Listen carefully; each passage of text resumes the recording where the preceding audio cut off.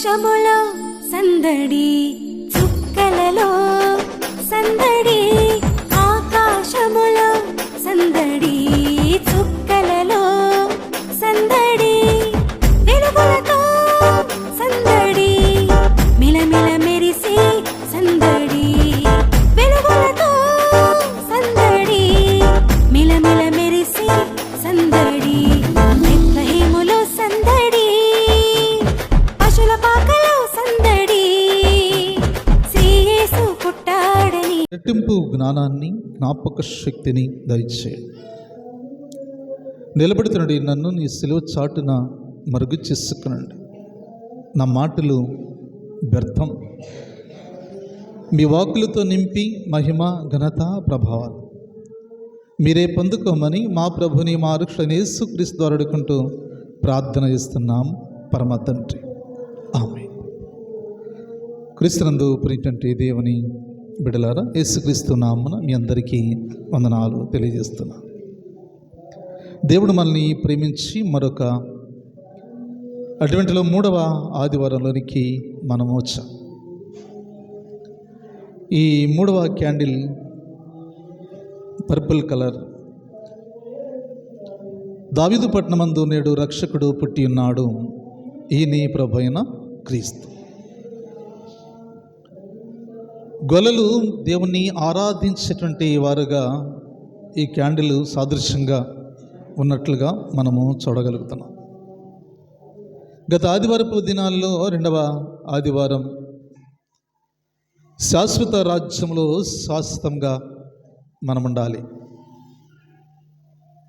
ఏ రాజ్యము శాశ్వతమైనది, ఏ రాజ్యము అశాశ్వతమైనది, దాని గురించి మనము గత ఆదివారపు దినాలలో జ్ఞాపకం చేసుకున్నాం.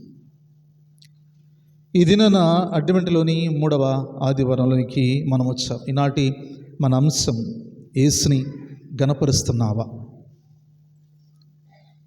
యేసుని మనము గణపరుస్తున్నామా? ఆయన నామానికి మహిమ, ఘనత, ప్రభావం మనము చెల్లిస్తున్నామా? నీవే మా దైవము, మా సృష్టికర్తవు అని క్రైస్తవ జీవితంలో ఉన్నవారు దేవుణ్ణి స్తుతులు అర్పిస్తున్నారు. ఈ స్తుతులు అర్పించినప్పుడు ఆయన యుగయుగములు కూడా ఆయన సింహాసనం మీద ఆసీనుడై ఉన్నట్లుగా మనము చూస్తూ ఉన్నాం. ఆయన నామానికి ఘనత, మహిమ, ప్రభావం ఆరోపించబడి ఉన్నది అనేటువంటి సత్యాన్ని ఈ దినాన మనము జ్ఞాపకం చేసుకుంటూ ఈ యొక్క అడ్వెంట్లోని 3వ ఆదివారంలో అంశం ఏంటంటే యేసుని మనము గణపరుస్తున్నాం. మలాకీ గ్రంథంలో ఒక మాట చెప్తూ మలాకీ గ్రంథం 1వ అధ్యాయము 6వ వచనాన్ని చదువు.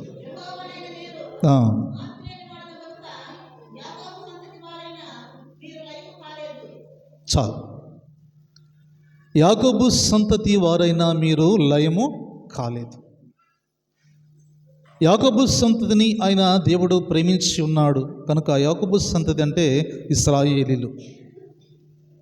దేవుడు వారిని ప్రేమించి ఉన్నాడు కనుక వారు లయము కాలేదు అని చెప్తున్నాడు. లయం అంటే నాశనము కాలేదు. కాబట్టి యేసుక్రీస్తుని మనము గణపరిచేటువంటి వారుగా మనం ఉండాలి. మన ద్వారా ఆయనకి మహిమ కలగాలి, ఘనత కలగాలి, ప్రభావము ఆరోపించబడాలి. కనుక ఈ దినాన లేఖన భాగంలో ప్రాముఖ్యంగా మొదటి ఆలోచన ఏంటంటే లూకాసు వార్త 1వ అధ్యాయం 46వ వచనాన్ని చదువు. అప్పుడు మరియా ఇట్లనెను, నా ప్రాణము ప్రభుని గణపరుస్తున్నది. చాలా, నా ప్రాణము ప్రభుని గణపరుస్తున్నది. మరియా ప్రభుని గణపరుస్తున్నది. ఏ విషయంలో ఆయన్ని ఆమె గణపరుస్తున్నది అనేది జ్ఞాపకం చేసుకుంటే, కన్యనటి మరియకు దేవుడు ఒక అద్భుతమైన కార్యము చేశాడు. యోధా కన్యలలో అతి శ్రేష్టమైనటువంటి కన్యగా దేవుడు ఆమెనే ఏర్పాటు చేసుకుని ఉన్నాడు. చాలామంది కన్యకలు ప్రవచనము ద్వారా సిద్ధపడి ఉన్నారు, పరిశుద్ధముగానే ఉన్నారు. వాళ్ళు ఆ పరిశుద్ధతను వారు కాపాడుకుంటూ ఉన్నారు. ఎందుకంటే యేసుక్రీస్తు ప్రభువారికి ముందుగా క్రీస్తుకు పూర్వము 700 సంవత్సరాల క్రిందిట యెషయా ప్రవచనాన్ని ప్రవచిస్తున్నారు. అమ్మ కొంచెం మెలకుగా ఉండండి, నిద్రపోవద్దు. పురుషులు కూడా ఒక అర్ధ గంటలో ముగిచ్చేస్తాం, ఏం ఇబ్బంది లేదు. కాబట్టి దేవుని యొక్క వాక్యము ఏమని చెబుతుందంటే, యెషయా ప్రవచనం 7వ అధ్యాయంలో మనం చూస్తూ ఉంటాం. 14వ వచనం, ఆలకించుడి, కన్యక గర్భవతై కుమారుని కనును, అతనికి ఇమ్మానుయేలని పేరు పెట్టబడి. ఈ ప్రవచనము కొరకు సియోను కన్యకలు, యూదాలో ఉన్నటి కన్యకలందరూ కూడా ఎదురు చూస్తున్నారు. ఎందుకు ఎదురు చూస్తున్నారంటే, ఆ గర్భము నాదైతే బాగుండనేమో, నా కన్యత్వాన్ని కాపాడుకుంటూ నేను పరిశుద్ధముగాను జీవిస్తున్నాను కనుక ఆ ప్రభు నా గర్భాన్ని ఎన్నుకుంటే బాగుండునేమోనని యూదా కన్యకలందరూ కూడా ఆ మాట కొరకు ఎదురు చూసి అనేక సంవత్సరాలు కన్యలుగానే వారు సిద్ధపడి ఉన్నారు.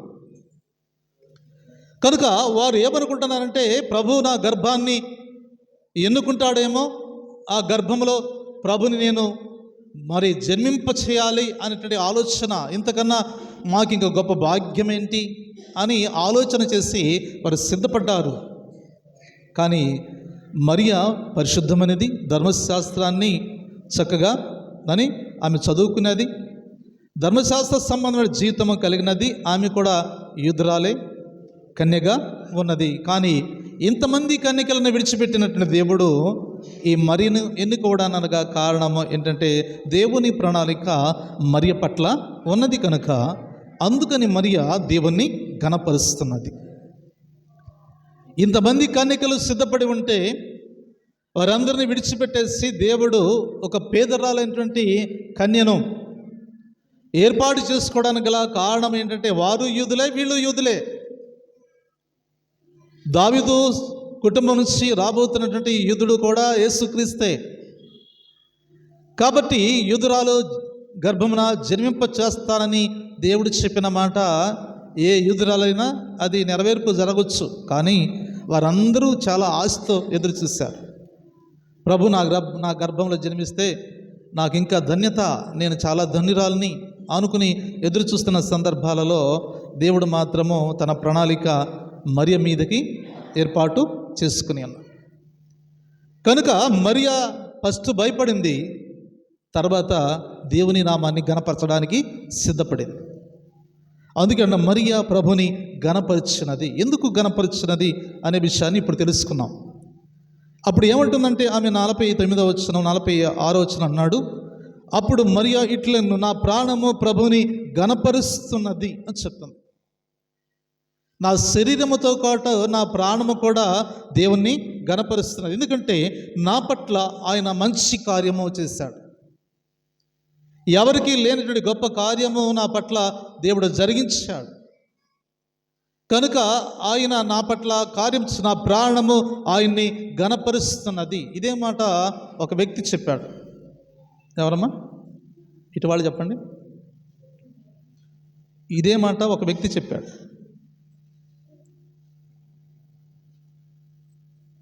మీకు బైబిల్ చదవట్లా, యూట్యూబ్లో వంటలు ఎట్ట చేయాలని చూస్తున్నారు. మీ ప్రేమ మంచిదే. నా ప్రాణమా యెహోవాను సన్నతించుము, నా అంతరంగముల సమస్తమా ఆయన పరిశుద్ధ నామాన్ని సన్నతించు. దావీదు చెప్పిన మాట ఇదే, మరియ చెప్తున్న మాట కూడా ఇదే. మరి కన్నా ముందే దావీదు చెప్పాడు, నా ప్రాణమా యెహోవాను సన్నతించుము, నా అంతరంగముల సమస్తమా ఆయన పరిశుద్ధ నామాన్ని సన్నతించు, ఆయన చేసిన ఉపకారంలో దేనిని మరువద్దు అని చెప్పాడు ఆయన. ఇక్కడ మరియమ్మ కూడా ఆ మాటే చెప్తున్నది. ఏమని మాట చెప్తున్నదంటే, నా ప్రాణము ప్రభుని గణపరుస్తున్నది అని చెప్తున్నది. నా ప్రాణము ప్రభుని గణపరుస్తున్నది.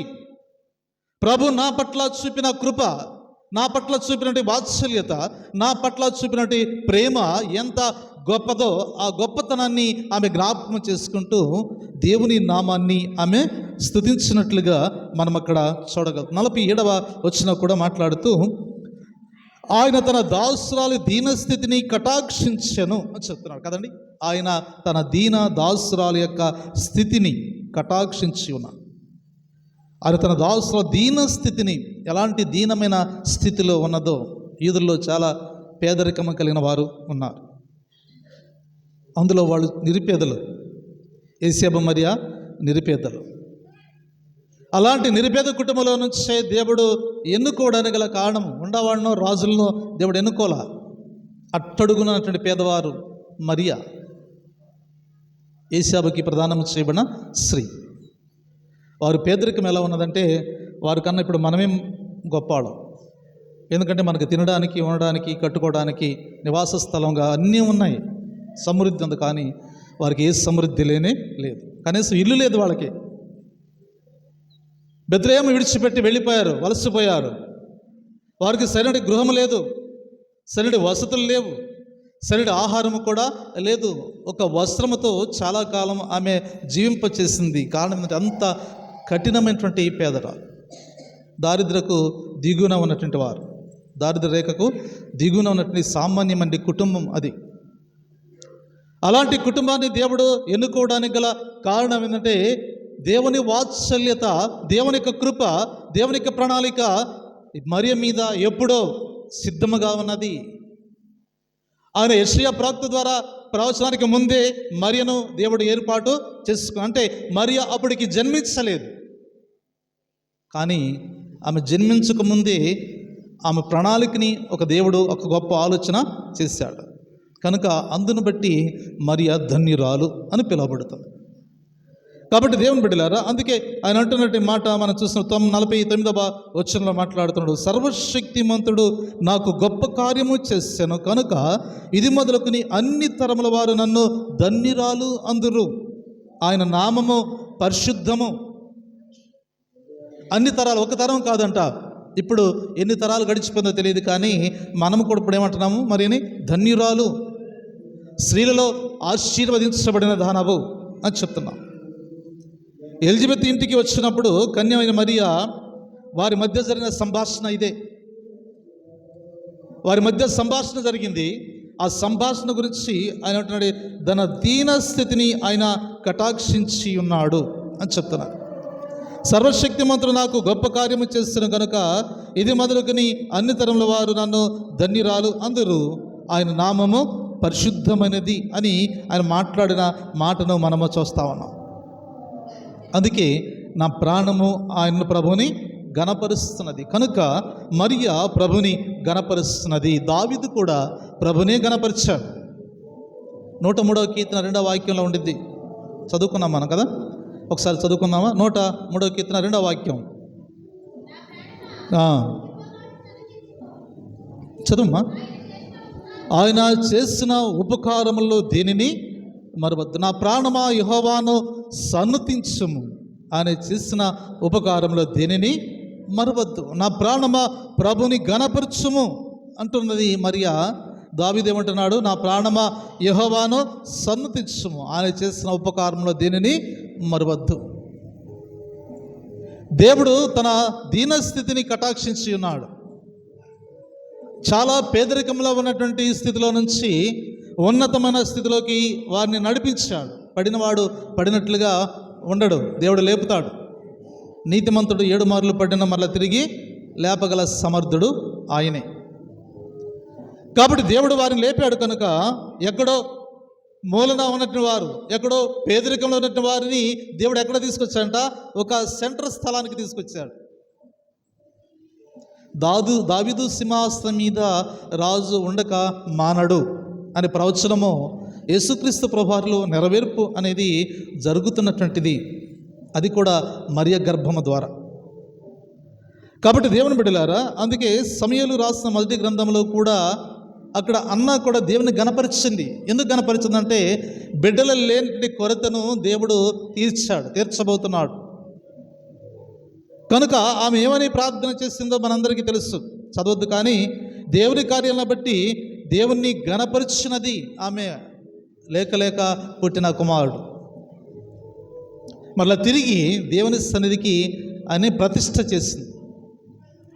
ప్రతిష్ఠ చేసిన తర్వాత తిరిగి ఈయన నా బిడ్డ అని ఎప్పుడు ఆమె చెప్పలేదు. గొడ్రాలుతనాన్ని తీసివేశాడు, నా ప్రార్థన ఆలకించి ఉన్నాడు, నాలో ఉన్నాడు గొడ్రాలుతనాన్ని తీసివేశాడు కనుక నేను దేవుని నామాన్ని ఘనపరుస్తున్నాను, ఆయన నామాన్ని మహింపరుస్తున్నాను కనుక నా బిడ్డను తిరిగి ఆయనకి ప్రతిష్ఠ చేస్తున్నాను. తిరిగి తన బిడ్డను దేవుని సన్నిధానంలో ప్రతిష్ఠ చేసినప్పుడు దేవుడు ఆ సమయాన్ని గొప్ప ప్రవక్తగా ఏర్పాటు చేసి రాజులను అభిషేకించిన ప్రవక్తగా దేవుడు మార్చివేశాడు. తల్లి ఊహించలేదు, ఎవరు కూడా ఊహించలేదు. ఊహించిన రీతిగా ఆయన ఆశీర్వాదాలు మన కుటుంబాల మీద ఉంటాయి. అయితే మనం చేయవలసిన పని అంటే మనమే తగ్గించుకోవాలి, ఆయన నామంను హెచ్చించాలి, ఆయన నామాన్ని ఘనపరచాలి. ఇప్పుడు మనమే హెచ్చించుకుంటున్నాం, ఎవరికి తగ్గే పని లేదు. నాకేం తక్కువ, మంచి భర్త దొరికాడు, చక్కని జీతం వస్తుంది, మంచి ఉద్యోగం ఉంది, మంచి వ్యాపారాలు ఉన్నాయి, బాగా కష్టపడి పనిచేస్తున్నారు, మాకేంటంట అనుకునేటువంటి స్త్రీలారా మిమ్మల్ని మీరే తగ్గించుకోవాలి. మిమ్మల్ని మీరు తగ్గించుకున్నప్పుడు దేవుని యొక్క నామాన్ని హెచ్చిస్తాం, దేవుని యొక్క ఆశీర్వాదాలు మన మీదికి వస్తాయి. ఆ ఆశీర్వాదాల కొరకే మనం ఎదురు చూడాలి తప్ప ఈ లోకంలో ఎంత డబ్బు వచ్చినా సాయంత్రానికి అయిపోతాయి. 100 రూపాయలు నీ జేబులో ఉంటాయా? ఉండవు. కాసేపు ఒక గంటలో వెళ్ళిపోతాయి, అక్కడ నుంచి అది వెళ్ళిపోతాయి, ఎక్కడ నిలకడ కలిగి ఉండదు, అది పరిగెడుతూనే ఉండిద్ది. ఎందుకంటే లోకంలో అది లోకాన్నే తిప్పేస్తుంది, మనం తిప్పడం పెద్ద లెక్క కాదు. డబ్బు కన్నా మానవత్వము చాలా విలువైనది. మనిషిని విలువగా చూడగలిగితే ధనం తనంతటకదే మన దగ్గరికి వచ్చింది. కాబట్టి దేవుని బిడ్డలారా, అందుకే ప్రభునామాన్ని ఘనపరచడం అన్న జీవితాన్ని దేవుడు గొప్ప కార్యం చేస్తాడు కనుక ప్రభునామాన్ని ఆమె ఘనపరిచింది. ఎందుకంటే సమయలని మరి కుమారుడుగా ఇచ్చింది. గొడ్డాలు అనేటువంటి పేరును తీసివేసి తల్లిగా దేవుడు మార్చివేశాడు కనుక అందును బట్టి ఆయన నామాన్ని ఘనపరిచినట్లుగా మనం అక్కడ చూడగలం. యెహోవా మహా ఘనతను ఆయన కలిగి ఉన్నాడు. ఇశ్రాయేలు కూడా మా దేవుడు గొప్ప దేవుడు అని నైవేద్యాలు పెట్టేవాడు, ధూపము వేసేవాడు, దహన బలులు అర్పించేటువంటి వారు. ఇవన్నీ దేవునికి ఇష్టమైనవి, ఇవన్నీ దేవునికి ఇష్టమైనవి. దహన బలులు, ధూపము, బలిపీఠం దగ్గర సాంబ్రాణి ధూపం వేసేవాడు. పాత నిబంధన కాలంలో ధూపము అనేది దేవునికి చాలా ఇంపైన సువాసన. సుగంధ ద్రవ్యాలతో ఆనాటి యాజకులు ధూపము వేసేవాళ్ళు. ఆ సువాసన వెదజల్లుతూ ఉండగా ఆ ధూపముల నుంచి దేవుని ఆత్మ రూపము, దేవుని ఆత్మ, దేవుని స్వరము యాజకునితో మాట్లాడటం ప్రారంభం చేసింది. అప్పుడు అడ్డుతర ఉన్నది. ఆ తెర యువతల భాగమున విశ్వాసులు ఉన్నారు, యువతల భాగన ఇక్కడ యాజకుడు ఉన్నాడు. అతి పరిశుద్ధ స్థలంలో బలిపీఠం దగ్గర ధూపం వేస్తుండగా బలిపీఠం దగ్గర దేవుని యొక్క దూత ప్రత్యక్షమై ఇక్కడ యాజకునితో మాట్లాడుతున్నది. ఆ మాటలన్నీ తెర వెనుక భాగంలో ఉన్న వారు ఎదురు చూస్తుండగా తెర తీసిన తర్వాత యాజకుడు దేవుని మాటలు మాత్రమే చెప్పేవాడు. కాబట్టి దేవుని బిడ్డలారా, అందుకే ప్రభువుని మరియ గణపరిచినది. దావీదు దేవుణ్ణి గణపరిచాడు, అన్న దేవుణ్ణి గణపరిచినది. ఇశ్రాయేలు కూడా దేవుణ్ణి గణపరిచాడు, నైవేద్యాలతో అర్పణలతో గణపరిచాడు. రెండవ విషయాన్ని జ్ఞాపకం చేసి మలాకీ గ్రంథం 3వ అధ్యాయము 4వ వచనాన్ని చదువుకున్నాం. మలాకీ గ్రంథం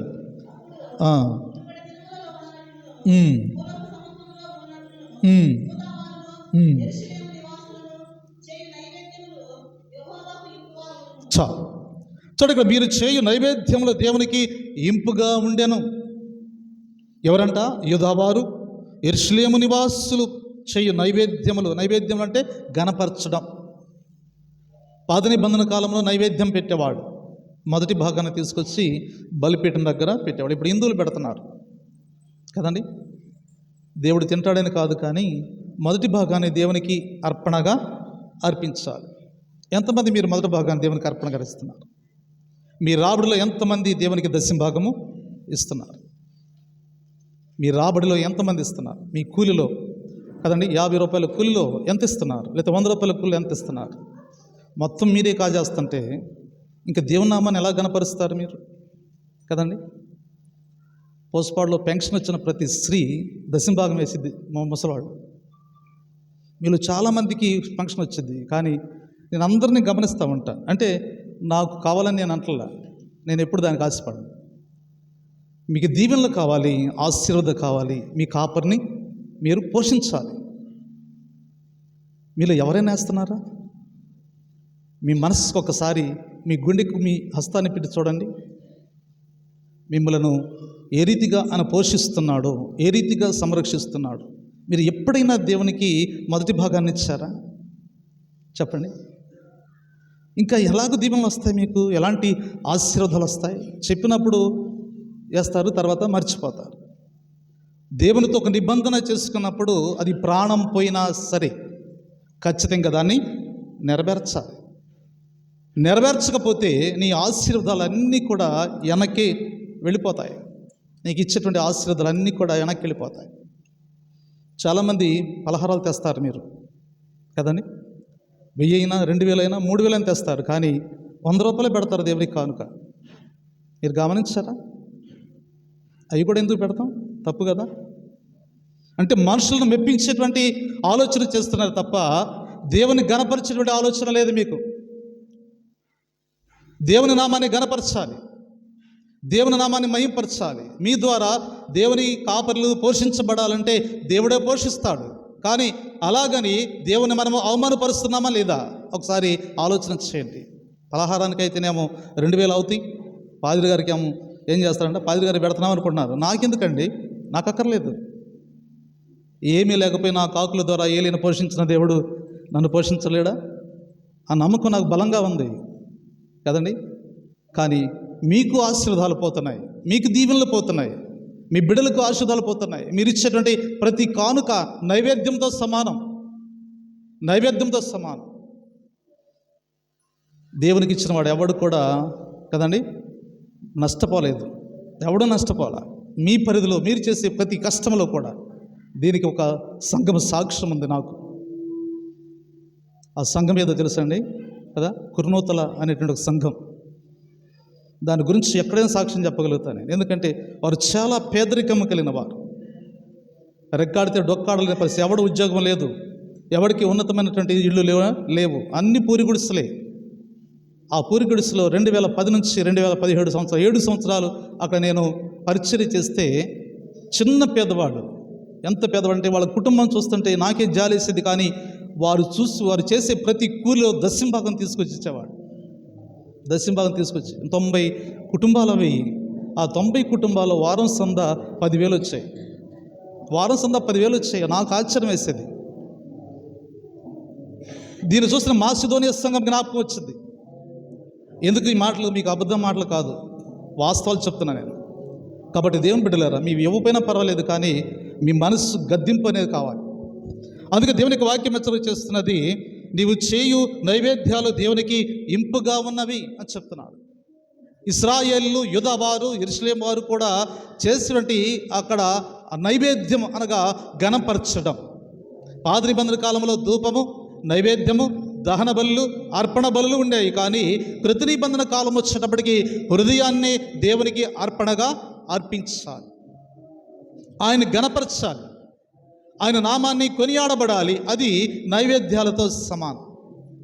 కాబట్టి అక్కడ అంటున్నమాట, యెరూషలేము నివాసుల పైన నైవేద్యం అనగా గణపరచడం దేవునికి ఇంపైన శ్వాసన, ఇంపైన శ్వాస. కాబట్టి దేవుని బిడ్డలారా, మనము మోషే ద్వారా ఇశ్రాయేలుతో దేవుడు చెప్తున్నటువంటి మాట కూడా అదే. మీరు ఇంటికి వెళ్ళిన తర్వాత చదవండి, లేవీకాండము 7వ అధ్యాయం 37-38 వచనాలలో ఇశ్రాయేలు ఏ రీతిగా దేవునికి అర్పణ అర్పించారో, నైవేద్యం అర్పించారో, గణపరిచారో అక్కడ వ్రాయబడినట్లుగా మనం అక్కడ చూడగలుగుతాం.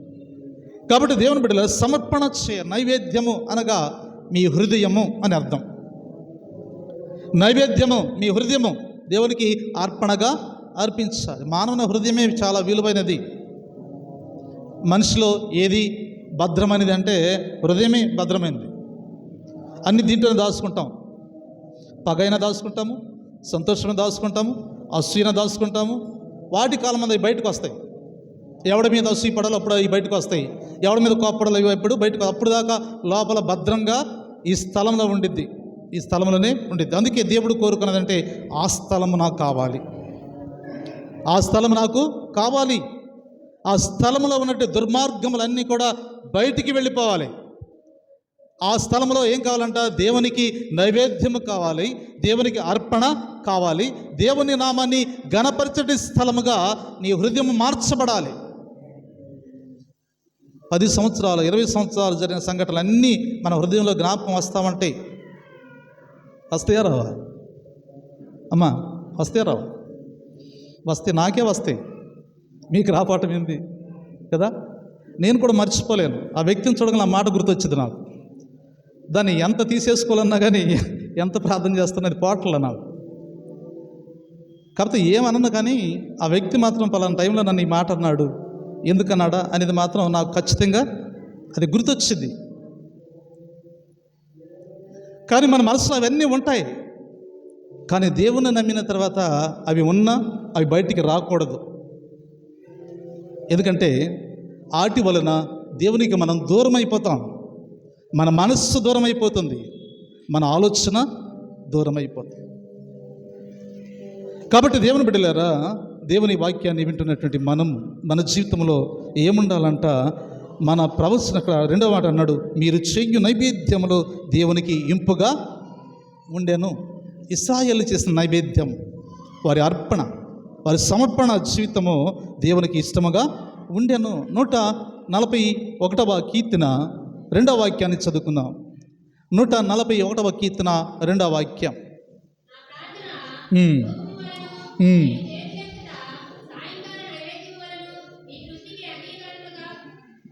చాలు. ఏమంటున్నాడంటే ఇక్కడ, నా ప్రార్థన ఎలా ఉండాలంట? నైవేద్యము ధూపం వలె ఉండాలి. మనం ప్రార్థన చేసేటప్పుడు 2 చేతులు పైకెత్తాలి కదండి. అది ధూపము, ప్రార్థన నైవేద్యము. ఉదయకాలం నైవేద్యము, సాయంకాలం ధూపము వేయాలి. మన ఇళ్లలో దోమల కొరకు ధూపం వేస్తాం కదా. అలాగనే సాయంకాలం అనేసరట ఉదయకాలపు ప్రార్థన అదండి నైవేద్యం, అది దేవునికి నైవేద్యం పెట్టాలి. కానీ ఇక్కడ ఏం చేస్తావంట? సాయంకాలం అయితే ధూపం వేయాలి. ధూపం అంటే మీ స్వరము పైకెత్తి, మీ చేతులు పైకెత్తి దేవుని నామాన్ని ఘనపరచాలి, దేవుని నామాన్ని మహిమపరచాలి. దేవునికి స్తోత్రము కలుగును గాక అని మనము దేవుని నామాన్ని ఘనపరిచేటువంటి వారుగా మనం ఉండాలి. అది దేవునికి చాలా చాలా ఇష్టమైనది. నైవేద్యాలన్నీ పోయినాయి. ఇప్పుడు ఏమొస్తుందంట? ప్రార్థనే నైవేద్యం, 2 చేతులు పైకెత్తి ఘనపరచటం, అది ధూపం. కృత నిబంధన కాలం వచ్చేటప్పటికి దేవుడు బలులను కదండి రద్దు చేసేసాడు కదండి, ధూపాలు రద్దు చేసేసాడు. దానికి బదులు క్రొవ్వొత్తుని దేవుడిచ్చాడు. ఇది వెలుగు సంబంధమైన జీవితం. అందుకే మన దేవాలయంలో క్రొవ్వొత్తులు వెలిగిస్తాం. కాబట్టి దేవుని బిడ్డలారా, అందుకే 3వ విషయాన్ని జ్ఞాపకం చేస్తామన్నాడు. 3వది ఏంటంటే రోమపత్రిక, అపోస్తలుడైన పౌలు రోమీయులకు రాసిన పత్రిక 1వ అధ్యాయం 21వ వచనం, ఆయన్ని ఘనపరచలేదు. చూడండి ఒకసారి చదువుకుందామా.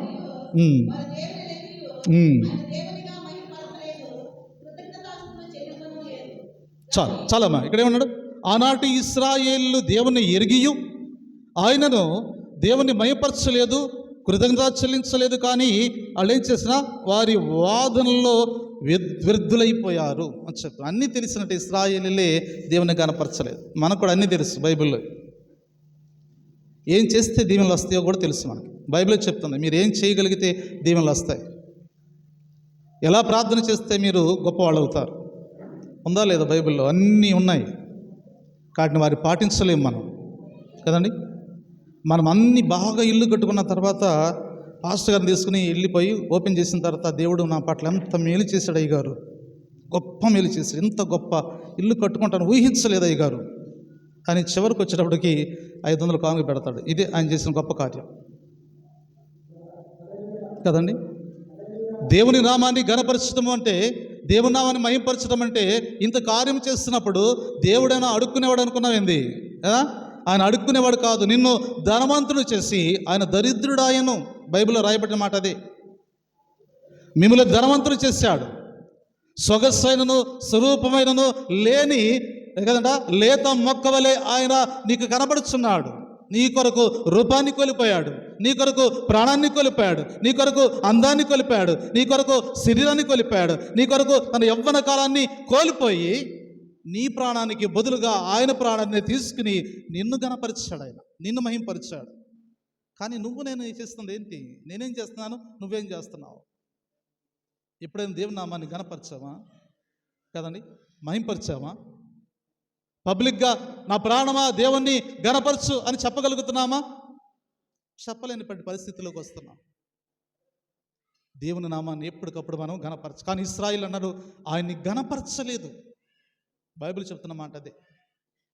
ఇశ్రాయేలే గణపరచలేకపోతే, సొంత ప్రజాంగమే గణపరచలేకపోతే మనమేందో గణపరిచేది? భలే చెబుతున్నావు నువ్వు అని అనుకోవచ్చు మీరు కదా. వారందుకే అరణ్యంలో అనేక మంది చనిపోయారు. కానీ మనల్ని ఆయన బ్రతికిస్తున్నాడు. తన స్వరక్తం ఇచ్చి సంపాదించిన సంఘములో సజీవులుగా ఉంచాడు. ఆయన రూపమే మనకున్నది. నా తండ్రి రూపమే, నా తల్లి రూపమే అని అనుకుని మురిసిపోగాక కదండి. నీ తల్లిని రూపించిన వాడు ఆయనే, ఆమె తల్లిని రూపించిన వాడు ఆయనే, ఆమె కొడుకును రూపించిన కూడా ఆయనే. ఆయన రూపంలో నుంచే నీ రూపం వచ్చింది. నీది నువ్వు మర్చిపోవద్దు, నేనైనా మర్చిపోకూడదు. ప్రతి విషయంలోనూ దేవుని నామాన్ని గణపరుస్తూనే ఉండాలి, దేవుని నామాన్ని మహింపరుస్తూనే ఉండాలి. సమయం దొరికినప్పుడల్లా దేవుని నామానికి స్తుతులు కలుగును గాక. ఒక మాట అనండి, మీ సొమ్మేం పోదు. ఒక మాట అనండి. కాబట్టి దేవుని బిడ్డలారా, అందుకే అన్నాడు రోమిలికి రాసిన పత్రికలో ఆయన మాట్లాడుతూ మొదటి అధ్యాయం 25వ వచనం చదువు. మొదటి అధ్యాయం అమ్మా.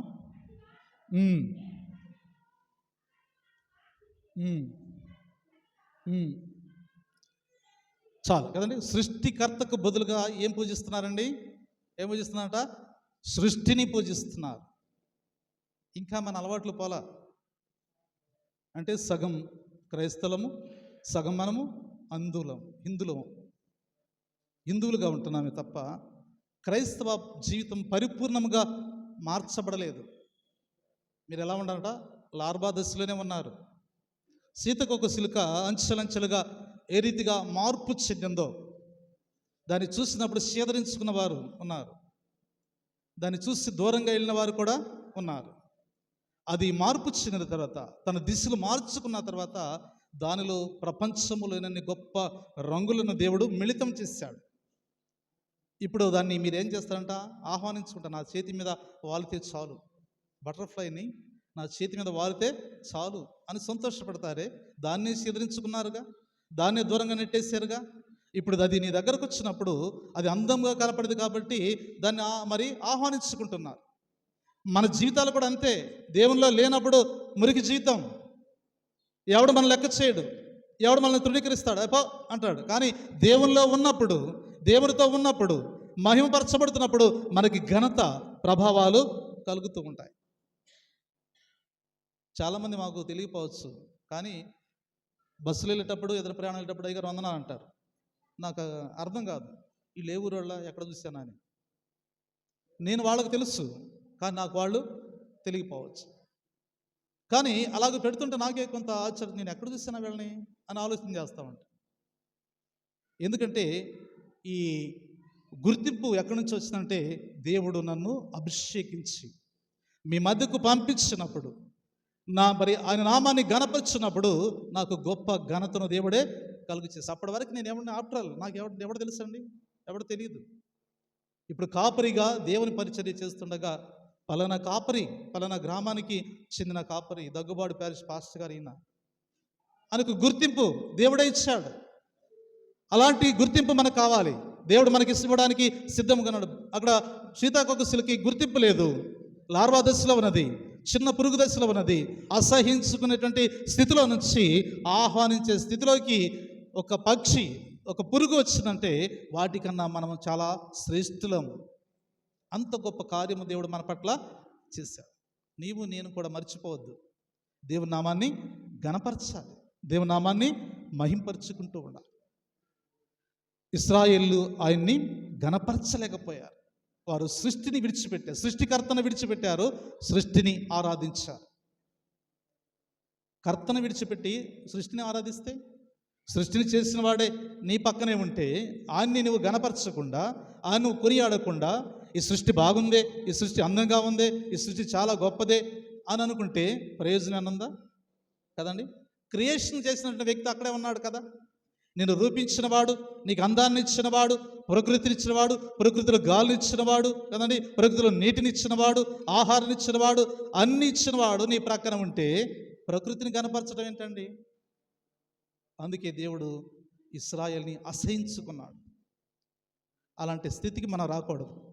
మనము దేవుని నామాన్ని గణపరుద్దాం, మహింపరుద్దాం. ప్రాణం ఉన్నంత కాలం, ప్రాణం పోతే గణపరచలేం, ఆయన మహింపరచలేం. ప్రాణం ఉన్నంత కాలం దేవుని పనికి ఆటంకం అనేది ఎవడి వల్ల జరగకూడదు. ఎవడైతే నా ఆలయాన్ని పాడు చేస్తాడో నేను ఆడిని పాడు చేస్తాను. ఇది ఖచ్చితంగా జరిగింది. కాబట్టి దేవుని పనిలో ఆటంకం అనేది కలగనివద్దు. దేవుని నామాన్ని గణపరిచేవారుగా ఉండాలి. 3 విషయాలు చెప్పాను. మనము యేసుని గణపరచాలి. మొదటి విషయం ఏంటంటే, మరియా ప్రభుని గణపరిచింది. నా ప్రాణము ప్రభుని గణపరుస్తున్నది, ఇంత గొప్ప కార్యం నాకు చేశాడని. రెండవదిగా, మీరు చేయు నైవేద్యాలు దేవునికి ఇంపుగా ఉన్నవి. మలాకి గ్రంథకర్త ఒక ప్రవచనంతో మాట్లాడుతున్నటువంటి మాట అది. ఇశ్రాయేలు యెరూషలేము నివాసులందరూ కూడా దేవునికి ఇంపైనటి ఏం చేశారంట? సువాసన, నైవేద్యం వారు ఇచ్చేస్తారు. అందుకే దేవునికి ఇంపైనది వాళ్ళు ఇచ్చారు. అక్కడ దేవుని నామాన్ని గణపరిచారు. కానీ ఇక్కడ రోమిలకు రాసిన పత్రికలో పౌలు భక్తుడు మాట్లాడుతూ, ఇశ్రాయేలు ఆయన గణపరచలేదు, కానీ సృష్టిని గణపరిచారు. సృష్టికర్తను మర్చిపోయారు, సృష్టిని గణపరిచారు. మనము కూడా అలా ఉన్నాం. కొంత క్రైస్తవులు ఒక పక్క హిందువులు కదండి. అలా ఉండొద్దు. క్రైస్తవ జీవితం పరిపూర్ణమైనది. రాత్రి నేను ఒక యూట్యూబ్ చూశాను. దాంట్లో ఒక సినిమా యాక్టరు సూర్య అనే ఒక యాక్టర్ మంచి సాక్ష్యం చెప్తున్నాడు. తన కూతురుని తీసుకొచ్చి ఆయన ఎలాగూ మార్చబడ్డాడో అవి చెప్తుంటే చాలా చాలా సంతోషం వేసింది. ఒక వ్యక్తి, ఒక అన్యుడు, తల్లి ఏరే కులము, తండ్రి ఏరే కులం, భాష రాదు, తెలుగు భాష నేర్చుకుని మంచి యాక్టర్ అయ్యాడు. ఈ యాక్టర్లో నుంచి నిజమైన హీరో ఎవడో తెలుసుకున్నాడు. ఆ నిజమైన హీరో ఎవడంటే, నన్ను కన్నవాడు, నన్ను పెంచినవాడు, నన్ను పోషించినవాడు యేసుక్రీస్తు ఒక్కడే. పబ్లిక్లో ఆయన తన స్వరమెత్తి సాక్ష్యం చెప్తుంటే ప్రజలు విస్మయమందారు. అన్యులైన వారే మారుతుంటే, అన్యులైన వారే దేవుని గణపరుస్తుంటే, క్రైస్తవులను పేరు పెట్టుకుని మనమే దేవుని పనికి ఆటంకం అవుతుంటే దేవుడు మనల్ని శిక్షించడా? ఆ శిక్షకు మనం బలి కాకూడదు. దేవుని నామాన్ని మనము కూడా గణపరిచేవారుగా ఉండడానికి ప్రయత్నించేద్దాం. నీవు నేను కూడా ఈ 3 విషయాలలో విరోధులుగా ఉండవద్దు. దేవుని నామాన్ని గణపరిచేవారుగా ఉండడానికి ప్రయత్నించేద్దాం. అలా చేయడానికి పరిశుద్ధాత్మ దేవుడు సహాయం చేసి నడిపింపచేయునుగాక.